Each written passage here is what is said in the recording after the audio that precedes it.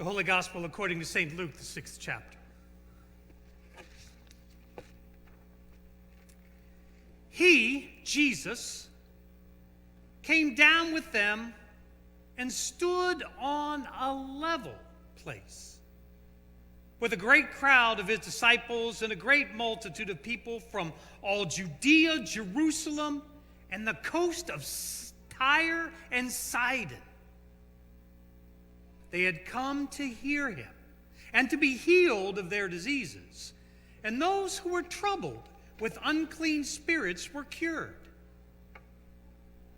And all in the crowd were trying to touch him, for power came from him and healed all of them. Then he looked up at his disciples and said, "Blessed are you who are poor, for yours is the kingdom of God. Blessed are you who are hungry now, for you will be filled. Blessed are you who weep now, for you will laugh. Blessed are you when people hate you, and when they exclude you, revile you, and defame you on account of the Son of Man. Rejoice in that day, and leap for joy, for surely your reward is great in heaven. For that is what their ancestors did to the prophets. But woe to you who are rich, for you have received your consolation. Woe to you who are full now, for you will be hungry. Woe to you who are laughing now, for you will mourn and weep. Woe to you when all speak well of you, for that is what their ancestors did to the false prophets." The Gospel of the Lord.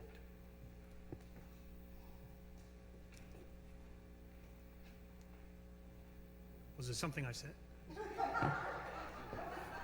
Woe to you!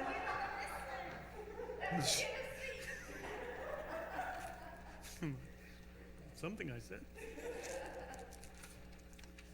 All right.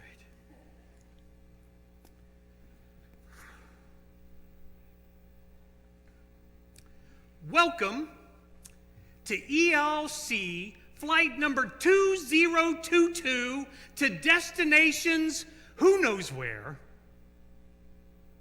on paths yet untrodden. I am Pastor Mike. Who day? Woo, right. And who day, there's my brother. I was looking for you. I'm like, he's here somewhere. I know where he's at. There he is. Right? And I will be your flight attendant on this journey. Now, let me acquaint you with some of the safety features of the 241 SP aircraft. All right? In case of loss of cabin pressure, masks will descend. Extend them to start the oxygen. Put your own mask on first, and then you may assist others with their masks.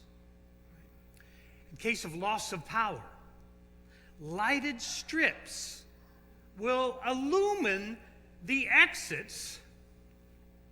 Remember that the nearest exit may be behind you. In case of water landing, ramps will be deployed over top of the wings. And remember, your seats serve as flotation devices. Now, once we reach cruising altitude, I will be coming through the cabin with the refreshment tray. If you need something, please feel free to press the call button directly above your heads. For more information, please refer to the safety brochure in the pockets in front of you. Oh, the captain has just turned on the fasten seatbelt sign. Please return your seats and tray tables to their upright and locked position. Fasten your seatbelts. We're about to take off. It's been a while since I've heard those. I actually had to Google them to remember. It's been a while since I've been on an airplane, right?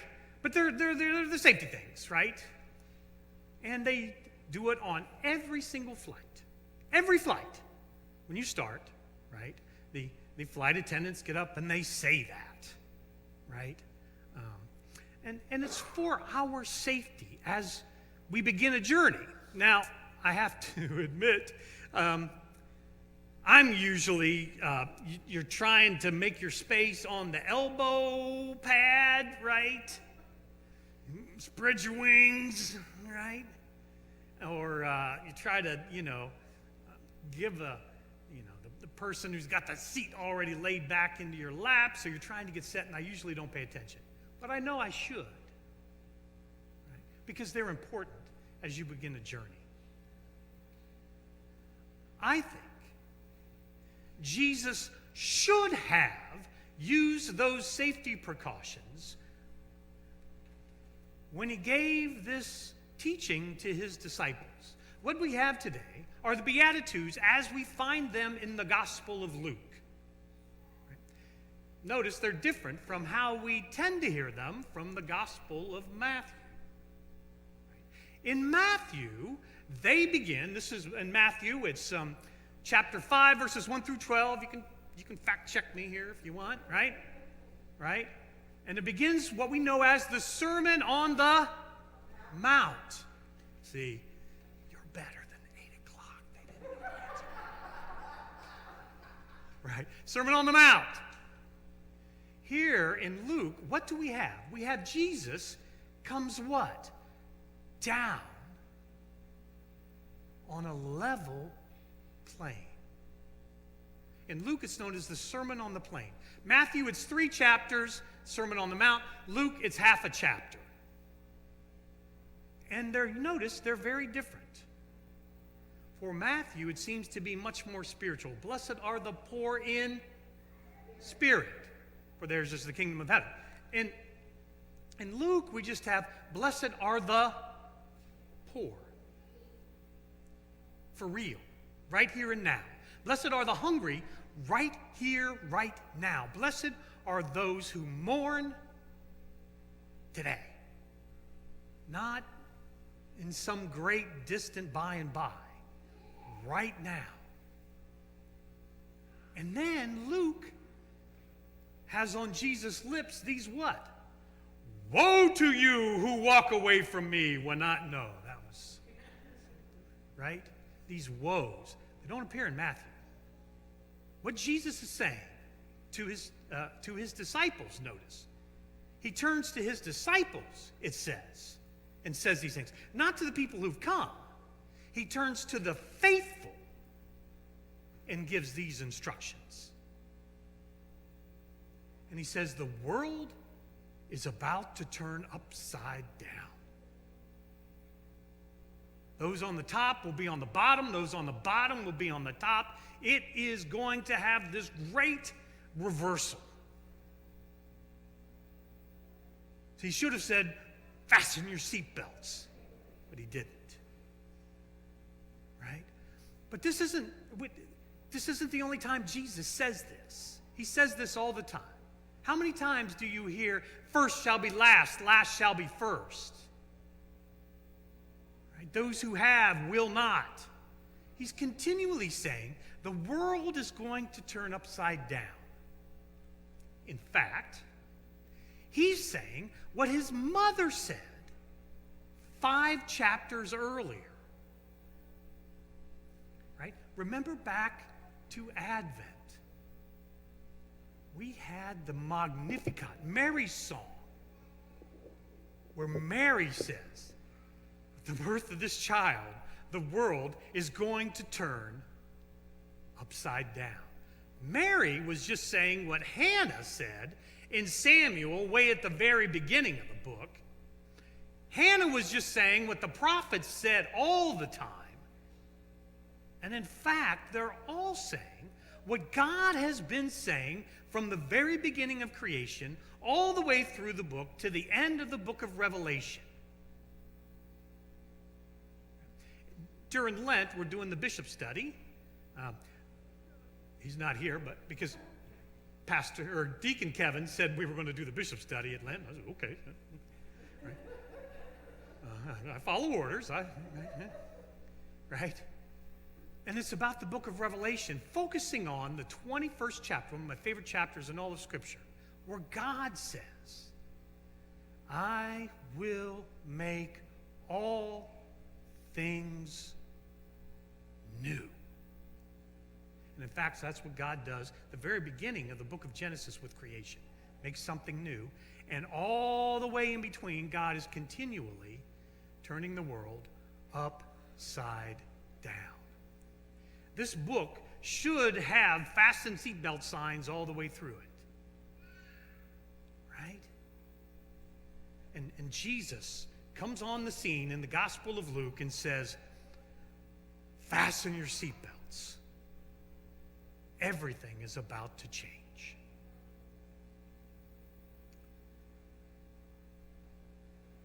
The last 7 years I've been in New York City. I moved, literally packed the last remaining vestiges of everything I own into a van and drove home between Christmas, home being Ohio, between Christmas and New Year's. I spent COVID tide in New York City. Now, my brother lives in Hilliard, so I heard how Ohio was handling things. But let me tell you something. On March 13th, 2020, for me and the people that I was with and walked with for the last 2 years, the world turned upside down immediately. And I wish someone had told me on the 12th of March to fasten my seatbelt. Truth is, we should have seen it coming. But were we paying attention to the warnings? Now, I've talked to people as this is actually, me standing here this morning, is the end of about a 6-7 month journey. When Northwestern Ohio Synod called me in New York City and said, hey, have you ever thought of coming to Marion? And I said, I served internship in Waldo Prospect, and I was in a cornfield in the middle of somewhere, Trinity. 20 years ago, Pastor Mark Schuring was my supervisor, and they said, well, do we have a deal for you? Right? So I've had conversations about how you all did, and I'm here to tell you that we, like you, fastened our seatbelts and did the best we could do as the world turned upside down and continued to turn upside down over and over and over and over again, and in fact is still spinning. And in fact, we know, whether we like it or not, or want it or not, or believe it or not, it's going to continue to spin, as it always has. And so we've learned to take the oxygen masks, right, that either fell from above, or we got them out of the mailbox, or went to CVS and bought them. We put them on ourselves and other people, and we did what we could do. And now, as we're kind of moving into a new understanding of what life is going to be, we think, woo, right? But then today comes, and you realize that the crazy bald man really is in town. And your world is about to get crazy.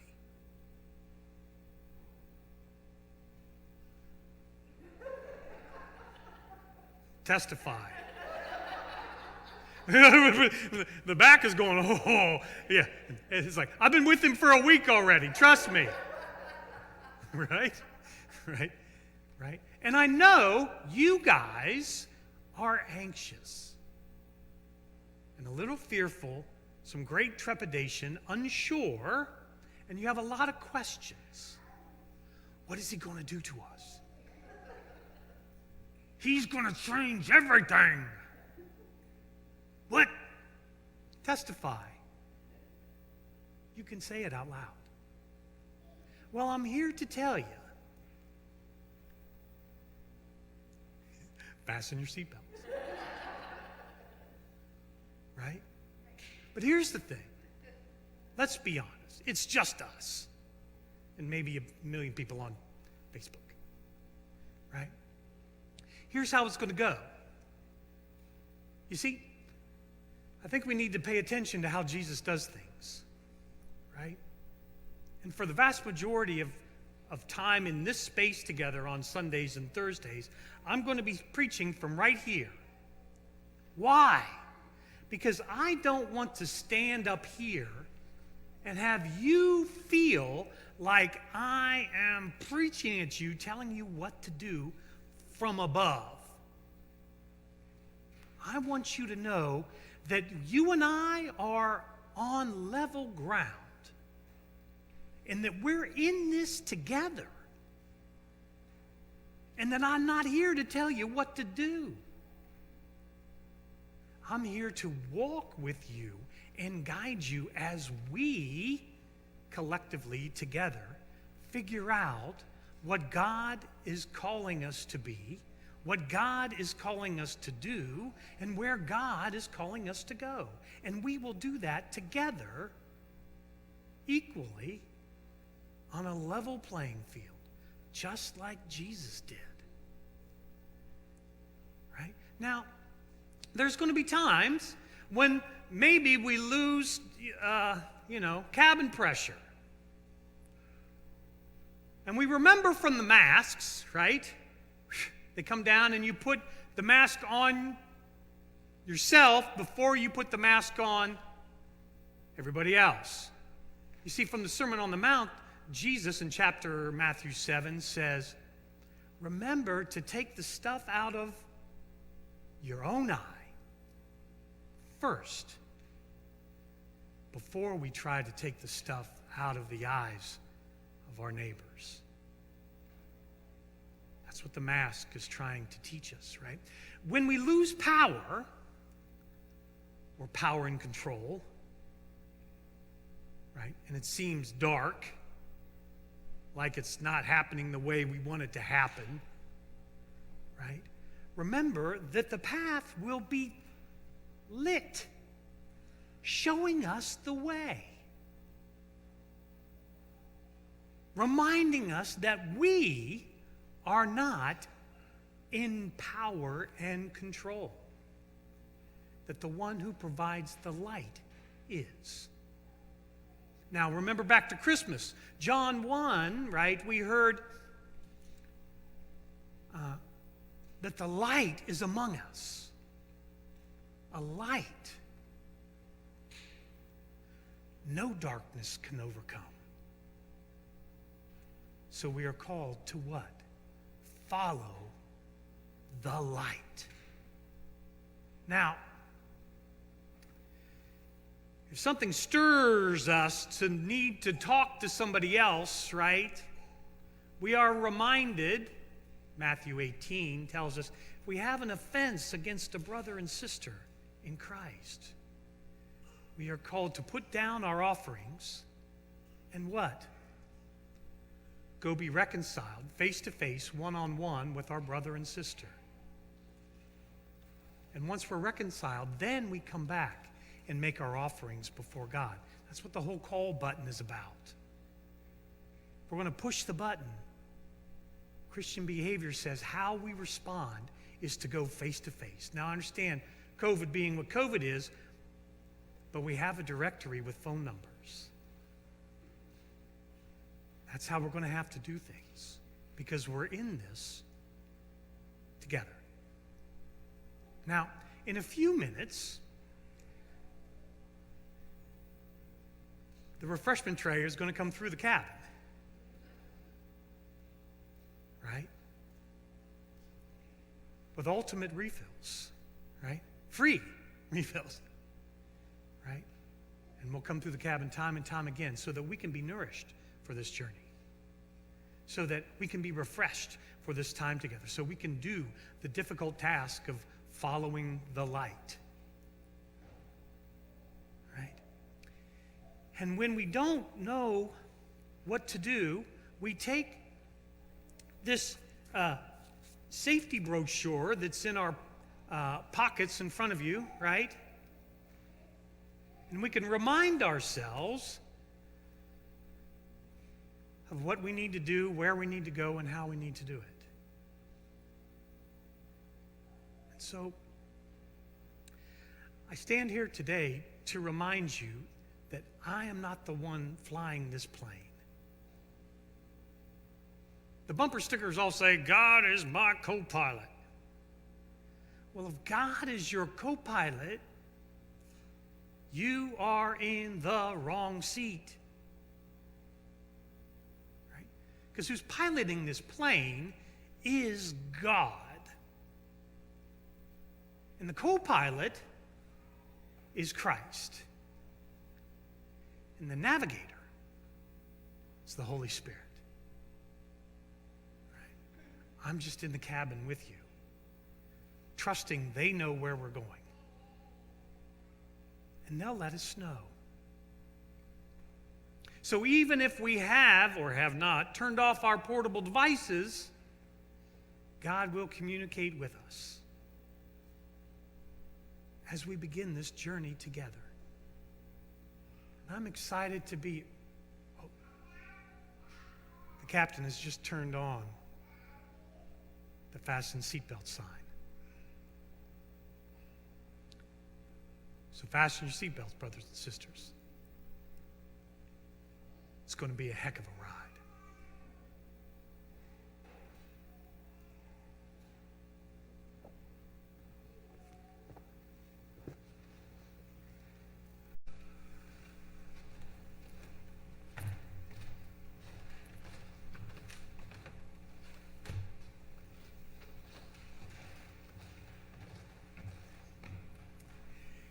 Thank you for choosing ELC Flight 2022, destination unknown, on paths yet untrodden. I'm Pastor Mike Poole, and I will be your flight attendant for this journey. Thank you for boarding in an orderly fashion and finding your seats, but let me familiarize you with some of the safety features of the 241 SP aircraft. In case of loss of cabin pressure, masks will descend from above. Right? Remember to place the mask on yourself before trying to help somebody else put their mask on. In case of loss of power, strips will be illuminated, showing you to the exits. Remember, the nearest exit may be behind you. In case of water landing, ramps will be deployed over the wings. And remember that your seat cushions may be used as a flotation device. Now, I'll be coming through the cabin once we reach cruising altitude to distribute some refreshment. And if you might need me, just press the call button above your head, and I'll come and speak to you personally. The captain has turned on the fasten seatbelt sign. So please return your seat backs and tray tables to their upright and locked position. And fasten your seatbelts. We're about to take off. Now, it's been a while since I've heard those instructions, been a while since I've been on an airplane and traveled. Maybe some of you recently have. I'm sure they're still pretty much the same. So at the beginning of a flight, the flight attendant will give the safety speech so that you have the information necessary to start the flight in case something happens on the way, in case we lose altitude, in case we take a sharp turn, in case wind or birds or bats, I hear. Yes. All right? Get in our way. Right? And then we have some understanding of what's available to us, right? And if you're like me and you're trying to gain your elbow space while she's or he is giving that speech, there's always a card in the pocket in front of you that you can flip through once you've read through the magazine, right? I wonder, as we engage this passage from Luke this morning, if Jesus didn't need to give safety instructions before he gave that teaching to his disciples. Right? Today we have what we know as the Beatitudes. But this we have in the version of Luke, which is different from our more favorite, probably, Matthew version. Matthew, right, has it at the beginning of chapter 5, which is the Sermon on the Mount. Chapter 5, 6, and 7 is the Sermon on the Mount. Jesus teaches on a mountain, right? And Matthew 5, 1 through 12 are these Beatitudes we have, and they have somewhat of a spiritual nature. Blessed are the poor in spirit. Blessed are those who hunger and thirst for righteousness. But in Luke, it's a very real, right now issue that needs to be dealt with. Those who are poor, right now. Those who are hungry, now. Mourn, now. We're dealing with stuff in the present moment. You see? And Jesus says, in the Beatitudes, right? Because in Luke, we have these what? Woes. Woe to you. So what Jesus is saying is, folks, the world is going to turn upside down. Top will be bottom, bottom will be top. The world is going to spin. So Jesus probably should have said what? Fasten your seatbelts, right? So Jesus starts this passage, right? And you can check me, play the home game in front of you, by saying what? He came down with them.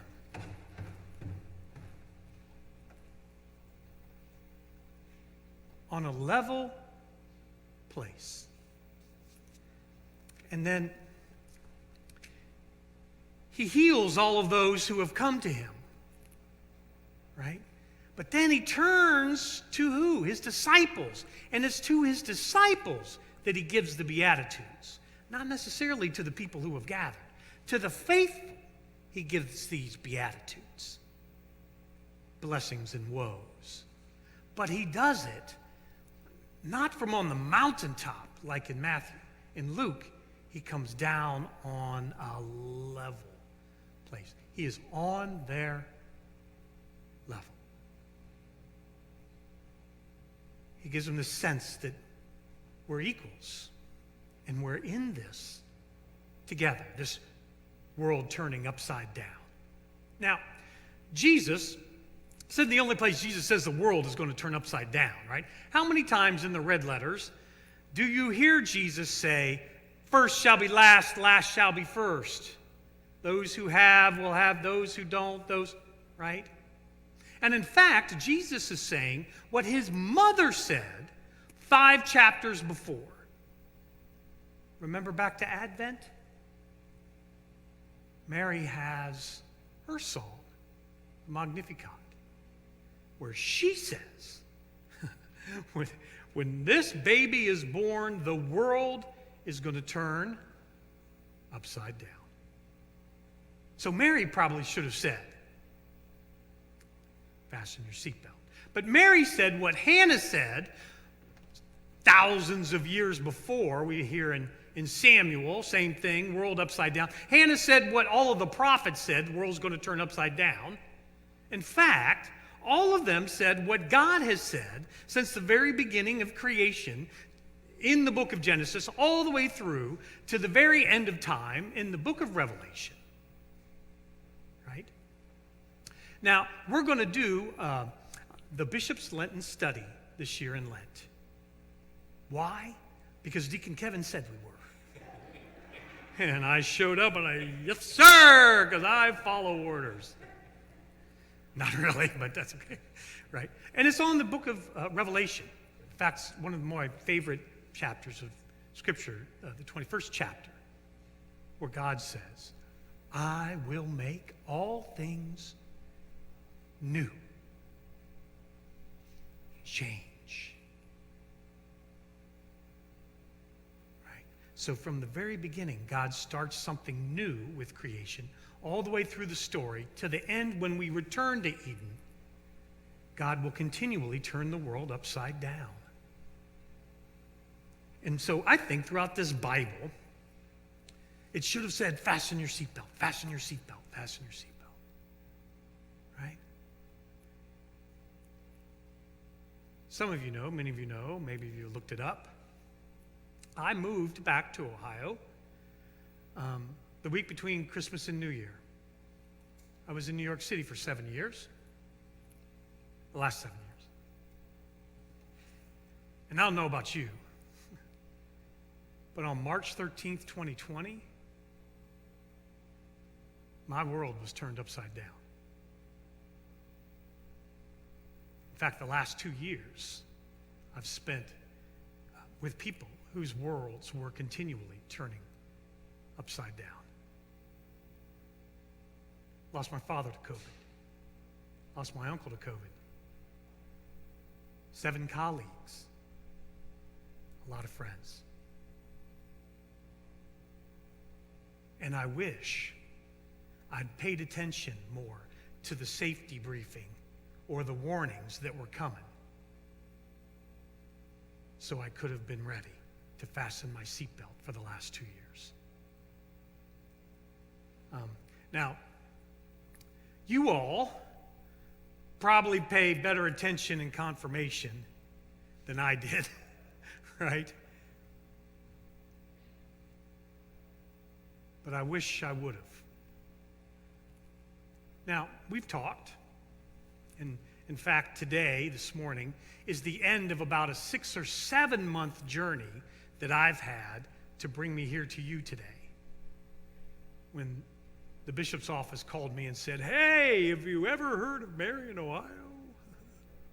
And I said, hey, I did internship in Waldo Prospect and Trinity in the middle of a cornfield about 20 years ago. I think I know how to get there. And they said, what? Fasten your seatbelt. Right?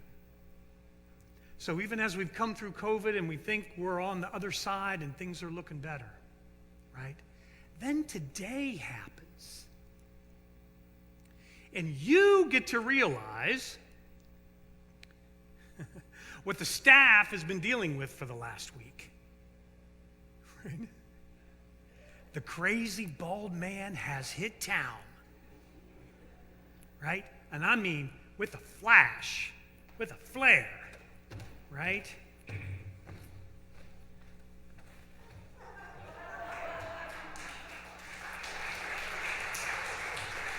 Hooday! Right? Right? Yeah. And you've had some fear and trepidation about today, haven't you? Worries. Scared. What's he going to do to us? Is he going to change everything? We'll see about that. Right? Is it all going to be different? Is our world going to turn upside down today? Well, fasten your seatbelts, folks. Right? Because it has to. Because I checked on the sign on the way in, are a church of the Reformation. Reformation means change. In fact, so much so that the reformers, Luther, who we're going to hear about in the prayers, actually, right? Holy Spirit working as it does, right? Said a phrase, ecclesia reformata semper reformanda. A church reformed should always be reforming itself. That's Luther. The church should always be turning upside down. So, of course, when the crazy bald man shows up, we know what's coming, right? Maybe some of the things we should have been doing all along. But just like the safety precautions on a flight, let's set some safety precautions, right? In case of loss of cabin pressure, and we start to hyperventilate when things go differently, right? We said oxygen masks will descend, right? And you're supposed to put it on who first? And then, right? Which reminds us of another piece of the Sermon on the Mount when Jesus says, remember to take the log out of your own eye before you try to take the speck out of your neighbor's. That's what the masks remind us of. This notion of getting our own self right before we start to go get other people right.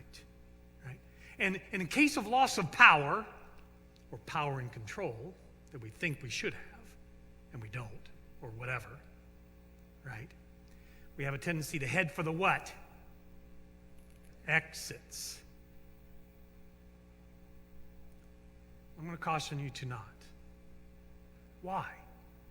Because the path will be illuminated with the light. Now on Christmas, we heard who the light was, didn't we? The light which no darkness shall ever overcome. Christ will show us the way. Will show us in those moments when we feel out of control that we weren't in control to begin with. That the light shows us the way. Right? Now, I try to pay attention to how Christ does things. We see in Luke, he comes down on the level plane to speak to the people. So during our time together, most of my preaching will be done right here.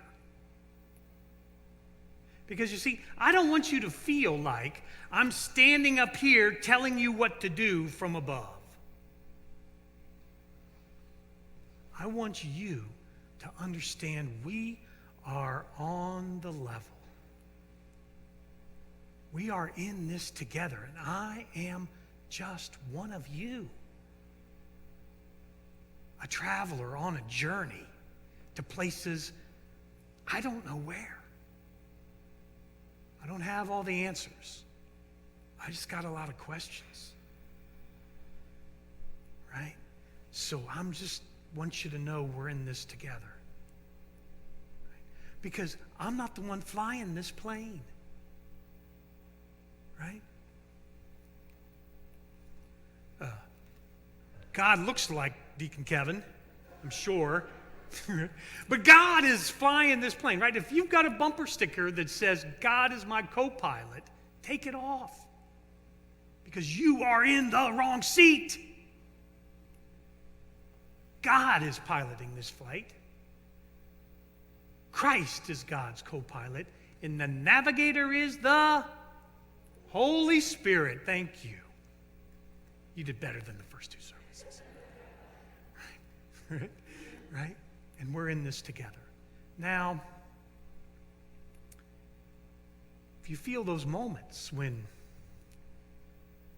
things don't go our way, call button is for, right, is to remind us of what Jesus says in Matthew 18, that if we have an offense against a brother and sister, we are to lay down our offering and then go be reconciled with your brother and sister. And then, once you're reconciled, to come back and give your offering. Right? Just for the record, parking lot meetings, in coffee shops, right? Doesn't count as going to your brother and sister face to face, one-on-one, and being reconciled. Right? One thing I said, both times I was here for counsel, right? I checked both times, checked again this morning. Right? We have crosses on top of this building, yes? It means we are called to act like Christians. That's what that button is all about. Reminding us. The call button, there he is. Brother's going, yeah. If we're going to present ourselves as a way of being and doing, we have to follow that. So if we have problems with one another, including me and including you, we'll have it privately one-on-one. Testify.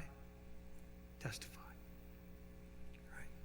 Now, once in a while, we are going to come down this aisle and receive refreshment from an everlasting beverage cart so that we can be renewed and empowered and inspired to go out into the world to do the work that God is calling us to do. God will show us over the course of these next however long who God is calling us to be now, just like in Luke. Not like it was before. Not that before was bad, it's just it needs to be different now. And so who is God calling us to be now? God will show us. What is God calling us to do now? Which may be different from what we used to do. God will show us. Where is God calling us to go? God will show us.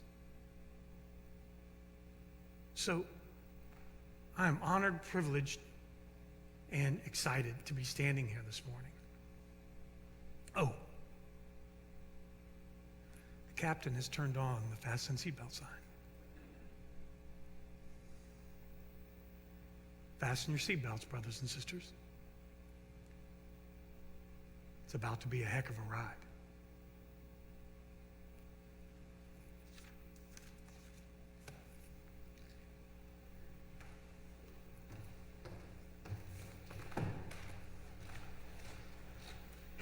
We'll continue with the hymn of the day, which is Blessed Are They, hymn number 728, 728.